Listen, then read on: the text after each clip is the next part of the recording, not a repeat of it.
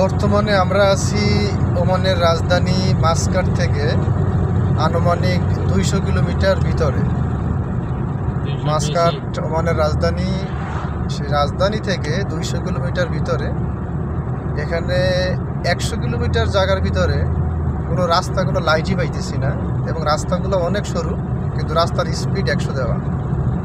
আমরা যেহেতু নতুন মানুষ, তো আমাদের খুবই সমস্যা হইতেছে এই রাস্তা আসলে ড্রাইভিং করা খুবই ডিফিকাল্ট। সবাই আমাদেরকে ওভারটেক করে চলে যাইতেছে, কিন্তু আমরা যেতে পারতেছি না। শহরে থাকতে তো এই অবস্থা হয়েছে যে এখন রাস্তার লাইট ছাড়া এখন সব কিছুই অন্ধকার মনে হয়। কথায় আছে না, মানুষ যে রাস্তা সবসময় যাতায়াত করে ওই রাস্তা তার কাছে পরিচিত মনে হয়, আর পরিচিত রাস্তা মানুষকে চলতে সাহায্য করে। এখন আমাদের জন্য খুবই ডিফিকাল্ট হইতেছে আসলে এই রাস্তা ড্রাইভিং করা।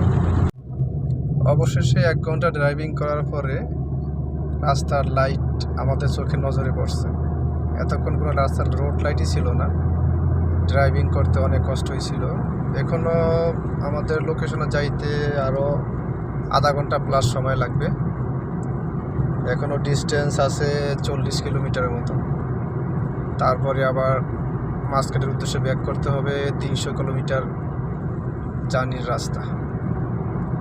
পরিবেশটা একবারে শান্ত, ঘরবাড়ি চারপাশে কম, অন্ধকার ঘুটঘুটে, বাতাসটা খুবই ঠান্ডা। যদিও মরুভূমির দেশে একটু গরম বেশি, বাট রাত তার জন্য একটু ঠান্ডা ওয়েদারটা। আর মাস্কাটে একটু গরম বেশি থাকে যেহেতু রাজধানী, আর তো মাস্কাটের বাইরে, তার জন্য এইসব এরিয়াতে একটু বাতাস ঠান্ডা থাকে।